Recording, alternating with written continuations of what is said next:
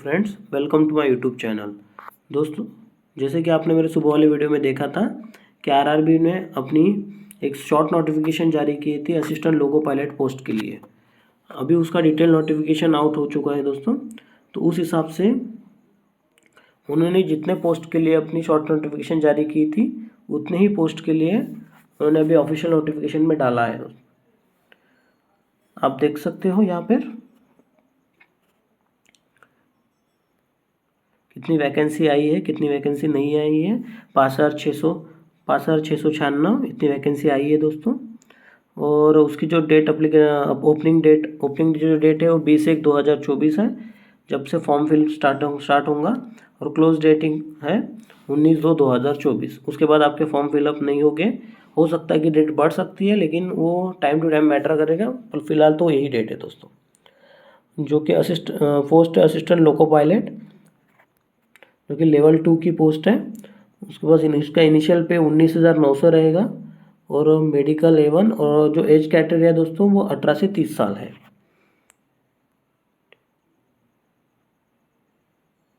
Online application लिया जाएगा।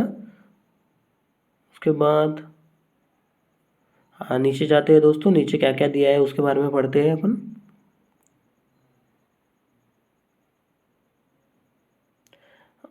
हाँ, सबसे बार ये भी दिया है कि नॉर्मलाइज भी हो सकता है दोस्तों। मार्क्स कितना है? Marks will be normalise in all the states of examination involve multiple shifts होगी तो मार्क्स का भी नॉर्मलाइजेशन होगा। उसमें नेगेटिव मार्किंग के बारे में भी दिया है, जो कि 1/3 mark for the every wrong answer. अगर एक गलत करोगे तो 1/3 कटेगा। Ban items and general instructions भी दिए गए हैं कुछ, जो कि आप पढ़ सकते हो।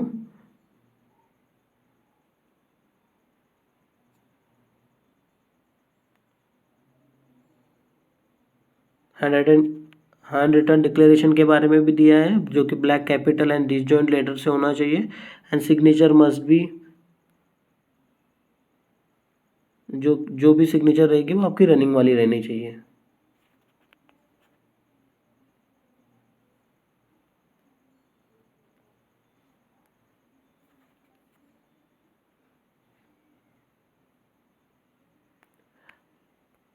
फ्री ट्रेन फैसिलिटी भी दी गई है दोस्तों, जो कि SC/ST स्टूडेंट के लिए रहेंगी, जो CBT देने के लिए आएंगे। CBT और CBAT DV के लिए उनकी पूरा फेयर है, जो रिटर्न कर दिया जाएगा उन्हें एग्ज़ाम्स होने के बाद।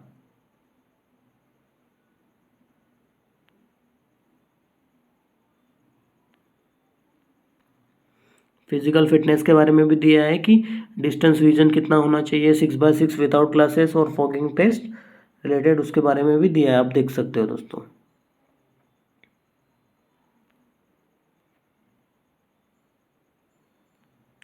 एज रिलैक्सेशन के बारे में दिया है। एज रिलैक्सेशन SC/ST के लिए 5 years एंड OBC के लिए 3 साल और ओपन के लिए नथिंग।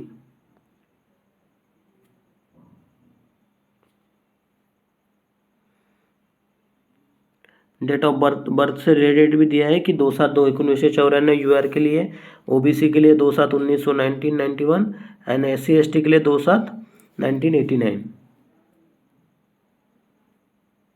एसेंशियल क्वालिफिकेशन के बारे में भी दिया है। The list of essential qualification annexure 1।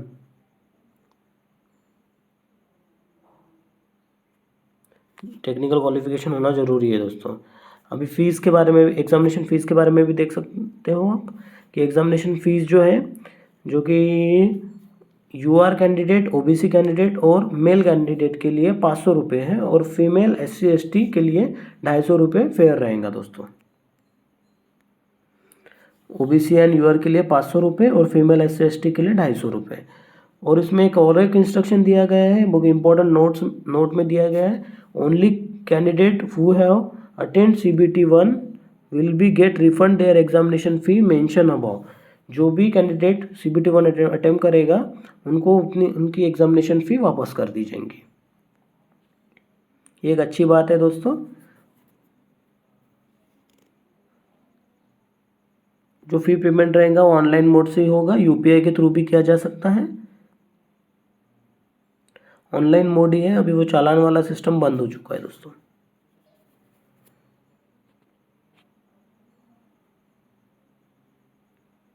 नीचे नीचे जा के देखते हैं और क्या क्या दिया गया है, ये सब इन्फॉर्मेशन आप थोड़ा सा पढ़ सकते हो।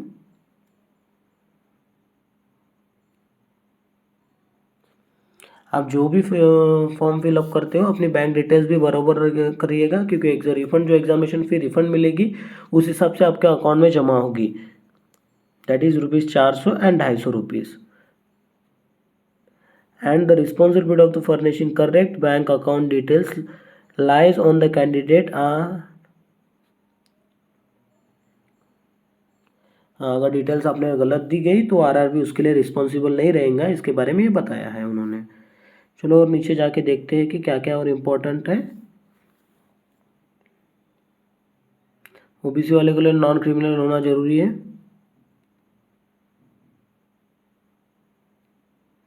ईडब्ल्यूएस के बारे में भी यहाँ एक्सप्लेन किया गया है, हॉरिजॉन्टल रिजर्वेशन के बारे में बताया है उन्होंने। हाँ, अभी मेन पे आते हैं दोस्तों कि क्या क्या होंगे एग्जाम्स में, क्या क्या होने वाला है। सबसे पहला, आप जब भी अप्लाई करो ओनली 1 आरआरबी के लिए आप अप्लाई कर सकते हो, and only 1 online application has been submitted. एक ही जगह से फॉर्म भर सकते हो आप, और एक ही अप्लीकेशन आपको भरना पड़ेगी। इसीलिए दोस्तों जब भी फॉर्म भरो आप संभल के भरिएगा, ताकि आप उसमें गलती होने की गुंजाइश ना रहे। उसके बाद जो स्टेजेस होंगी फर्स्ट स्टेज में CBT 1, उसके बाद सेकंड स्टेज होंगी CBT 2, उसके बाद कंप्यूटर बेस्ड एप्टीट्यूड टेस्ट होंगी CBAT, उसके बाद डॉक्यूमेंट वेरिफिकेशन होगा आपका, उसके बाद मेडिकल एग्जामिनेशन होगा।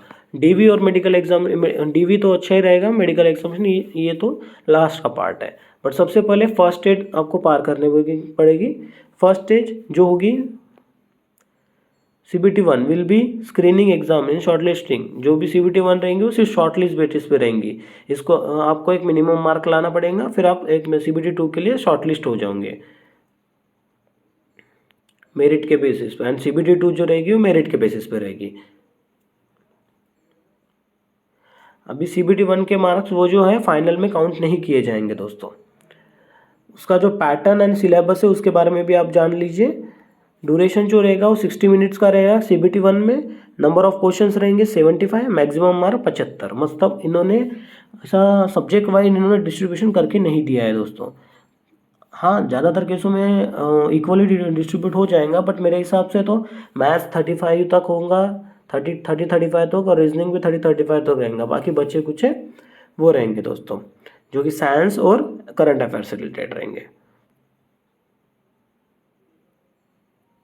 नॉर्मलाइजेशन तो होगा, ये तो पक्का ही है। 1/3 निगेटिव मार्किंग होंगी, ये भी पता ही है आपको। एंड मिनिमम पासिंग परसेंटेज जो कि है UR के लिए 40%, OBC के लिए 30%, SC के लिए भी 30%, और ST के लिए भी 25% ST कैटेगरी के लिए रहेंगे दोस्तों।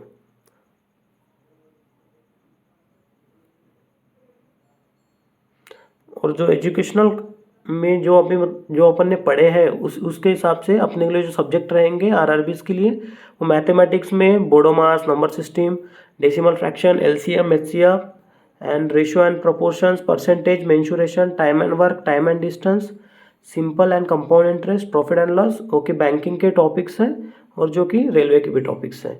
मेंटल एबिलिटी में आपको coding, decoding, relationship, syllogism, jumblings, Venn diagram, data interpretation, data sufficiency, decision makings, ये सब रहेगा।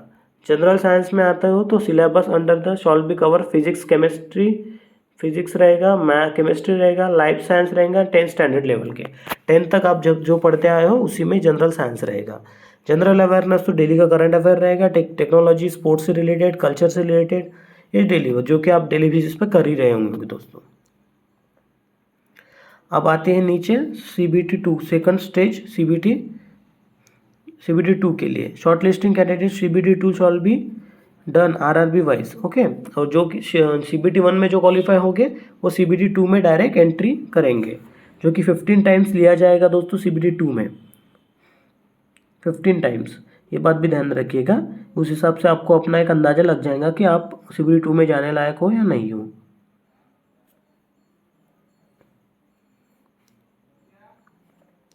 उसके बाद CBT 2 के मार्क्स बहुत इंपॉर्टेंट है, ताकि जब फाइनल मेरिट भी बनेगी, final panel of ALP will be prepare only on the basis of marks and merit of candidate CBT 2 and CBAT। Central board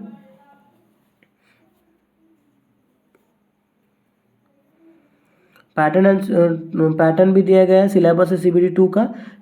CBT 2 shall compromise of 2 parts, wise part A and part B. अभी CBT 2 में भी 2 part है, part A है और part B है।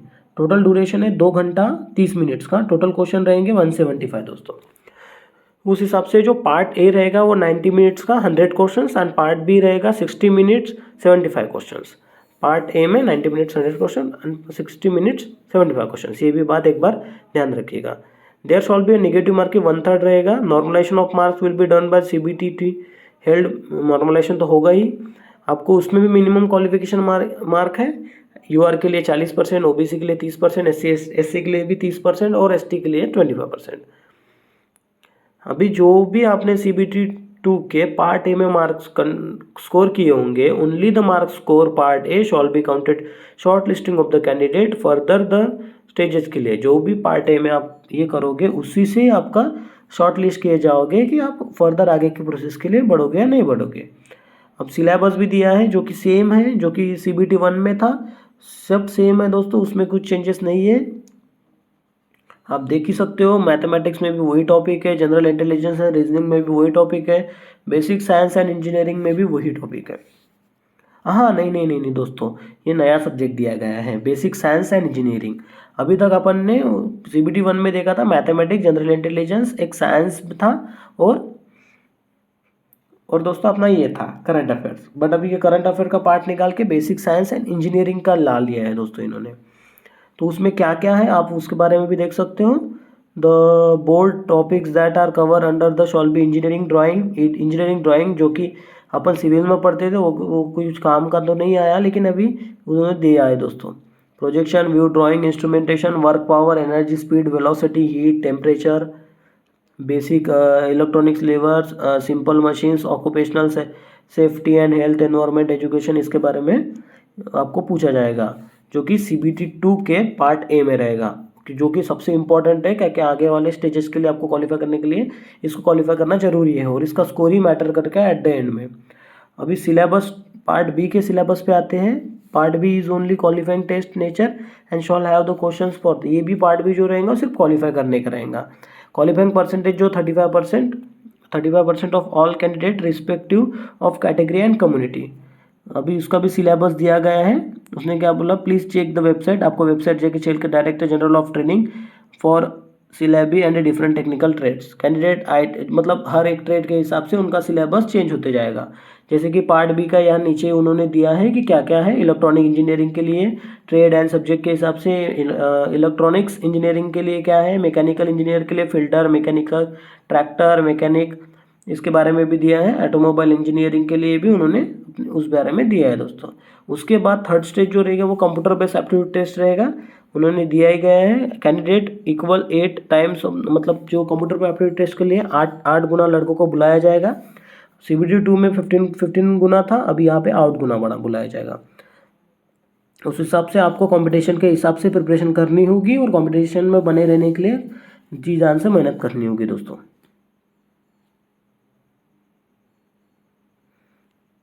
हाँ, यहाँ पे सबसे इंपॉर्टेंट दिया गया है, शॉल बी शॉर्टलिस्टेड CBAT के लिए शॉर्ट बी पार्ट ए। मैंने बोला था ना जब ही कि जब पार्ट ए बहुत इंपॉर्टेंट है आपके लिए। अगर पार्ट ए अच्छे बेसिस पे क्लियर करोगे तो आप CBAT के लिए भी क्वालिफाई कर जाओगे। And application education route, such shortlisted candidate provide the vision certificate prescribe format. आपको उनको vision certificate in prescribe format, जैसे कि आप CBAT के लिए क्वालिफाई करोगे, विजन सर्टिफिकेट आपको प्रिस्क्राइब फॉर्मेट में देना होगा। It's original during the CBAT, जब CBAT होंगी उसी टाइम पे। It's mandatory to clear each test battery and the sections of CBAT separately. आपको हर एक टेस्ट CBAT के हर एक टेस्ट आपको क्लियर, कंप्यूटर पे एप्टीट्यूड टेस्ट होता है वो पूरा टेस्ट आपको एक सेपरेटली क्लियर करना पड़ेगा दोस्तों। इसमें कुछ ये नहीं है कि सब ओवरऑल मिला के, सेपरेटली उन्होंने पहले ही बता दिया। इन्होंने बताया कि qualifying marks all candidate must secure the minimum T score of 42 marks in each test battery separately and qualify. उसके बारे में आपको एक जानकारी दे दूंगा कि CBAT में क्या क्या होगा, मैं आपको आने वाले वीडियो में उसके बारे में बताऊंगा पूरा। एंड मेरिट लिस्ट के बारे में भी बताया कि 70% of weightage will be marks obtain part A. 70% part A को वेटेज रहेगा and 70% of weightage part A and the CBT2 and 30% weightage in CBAT का 30%, मतलब पार्ट बी की वैल्यू उतना ये नहीं है, आपको क्वालिफाई करना है, क्वालिफाइंग में इंजर है। उसके बाद DV होगा आपका, DV डॉक्यूमेंट वेरिफिकेशन के बारे में बताया है, उन्होंने अप्लाई करने के बारे में बताया कि कैसा अप्लाई आप कर सकते हो। उन्होंने वेबसाइट में अपनी पार्टिसिपेंट जोन्स के बारे में बताया, जिस जिस जोन से अपने उस हिसाब से वैकेंसी भी दी है, जैसे कि Ahmedabad zone, Ajmer zone, Bengaluru zone, Bhopal zone, Bhubaneswar, Bilaspur, Chhattisgarh, Chandigarh दिया गया है उन्होंने। जनरल गाइडलाइंस से सब में अप्लीकेशन करते हुए एक बार उसे पढ़ लीजिएगा। मॉडिफिकेशन ऑफ एप्लीकेशन, एप्लीकेशन का मॉडिफिकेशन के बारे में भी एक बार पढ़ लीजिएगा ताकि आपको आगे चल के हेल्प हो।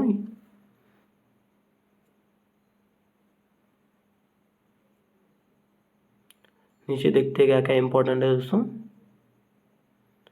उन्हें पोस्ट वाइज पैरामीटर्स के बारे में बताया है कि असिस्टेंट लोको पायलट में लेवल 2 7th कमीशन की मिनिमम एजुकेशनल क्वालिफिकेशन क्या क्या होनी चाहिए।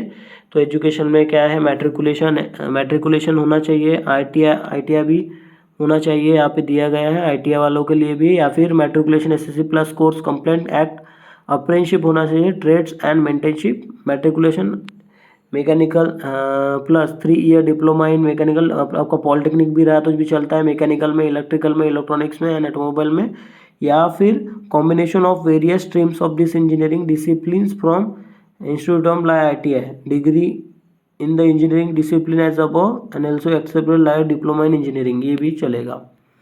ये आपको एजुकेशनल एलिजिबिलिटी क्वालिफिकेशन के बारे में बताया है। दोस्तों जैसे कि आप देख सकते हो वैकेंसी का अभी पार्ट आया है, वैकेंसी कहाँ पे ज़्यादा है उस हिसाब से वहाँ पे दिया गया है। जैसे कि आप देख सकते हो अहमदाबाद में टोटल वैकेंसी है 238, अजमेर में है 228, बेंगलोर में 473 और भोपाल में है 219। अगर आप भुवनेश्वर का देखें तो 280 एंड भोपाल में भी वेस्टर्न रीजन है उस हिसाब से 65। रीजन बांट के जाए, बिलासपुर में देखिए दोस्तों सबसे ज़्यादा है 1192 बिलासपुर, उस हिसाब से सेकंड हाईएस्ट पे है सिकंदराबाद 559। उस सब अपने अपने स्टेट की वैकेंसी देख सकते हो, अपने अपने एरिया में कौन कौन से जोन्स आते हैं, वेस्ट जोन, नॉर्थ जोन, ऐसा कौन सा आता है, उस हिसाब से आपको जो नज़दीक गिरता है उस हिसाब से फॉर्म फिल करिएगा। अगर ज़्यादा वैकेंसी वहाँ पे जाते को तो आपको उसी एरिया में अपना को सर्वाइव करना पड़ेगा, ये भी ध्यान रखिएगा दोस्तों। तो उसी हिसाब से आप अपना फॉर्म फिल करिएगा जैसा आपको ठीक लगता है। इन्होंने उसके बाद फॉर्मेट दिया गया है, कास्ट सर्टिफिकेट SC ST के लिए क्या होगा, नॉन क्रिमिनल OBC के लिए सेल्फ डिक्लेरेशन भी दिया है जो कि OBC का non criminal income and asset, ये भी इसका एनेक्चर दिया गया है। बाकी कुछ तो उतना इम्पोर्टेंट नहीं है, जो कि इम्पोर्टेंट था मैंने बता दिया है दोस्तों आपको। थैंक यू दोस्तों। प्लीज़ आपको अगर इन्फॉर्मेशन अच्छी लगी है तो मेरे चैनल को लाइक, शेयर एंड सब्सक्राइब कीजिए दोस्तों, और ज़्यादा से ज़्यादा लोगों तक ये वीडियो को पहुँचाइए दोस्तों। थैंक यू दोस्तों।